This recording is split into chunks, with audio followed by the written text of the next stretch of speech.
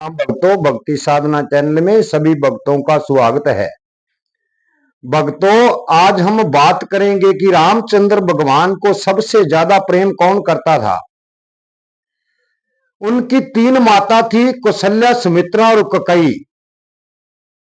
भक्तों, अयोध्या नगरी के अंदर सबसे प्रेम राम को सबसे ज्यादा करने वाली माता कैकेयी थी, जो एक पलक भी राम के बिना रह नहीं सकती थी और फिर भी उसने वनवास दे दिया।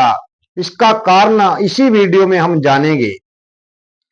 भक्तों, जब भगवान को राज तिलक लगना था, राजा ने तय किया कि सुबह रामचंद्र का राज तिलक किया जाएगा और राजा बनाया जाएगा।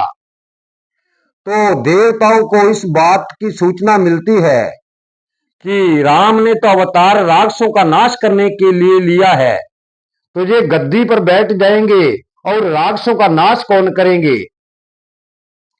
तो देवताओं ने क्या किया, माता सरस्वती के पास जाते हैं और माता सरस्वती को कहते हैं कि हे माता, जाइए, आप हमारी रक्षा कीजिए, कैसे ना कैसे राम को वनवास दिलाइए और भरत को राज दिलाइए।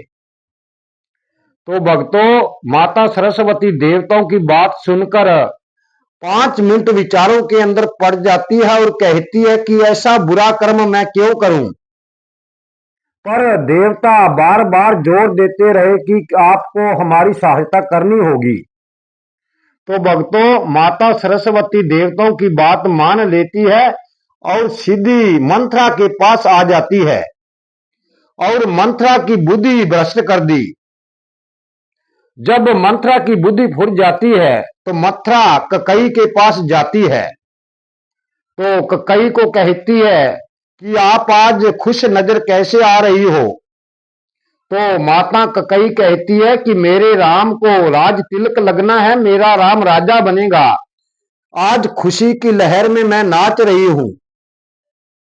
तो भक्तों, ये बात सुनकर मंथरा ने मुख उस ओर फेर लिया और कहने लगी कि आपकी बुद्धि भ्रष्ट हो गई है।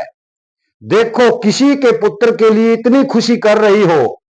तो जब किसी का पुत्र कहा तो कैकेयी ने एक थप्पड़ लगाया, एक चमाटा मंथरा के मार दिया और कहा कि जो मेरे राम के बारे में ऐसा कहेगा उसको मैं फांसी की सजा दिला सकती हूं।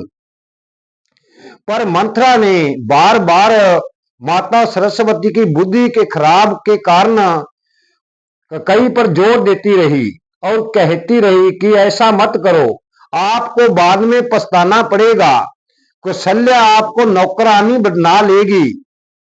तो ऐसे करके माता कैकेयी मंथरा की बातों में आ जाती है और जाकर कोप भवन के अंदर सो जाती है और मंथरा से राय करती है कि राम को वनवास कैसे दिलाया जाए। तो मंथरा ने कहा कि आपने राजा दशरथ से 2 वर लेने हैं, एक में राम के लिए वनवास मांग लेना और दूसरे में भरत के लिए राज मांग लेना।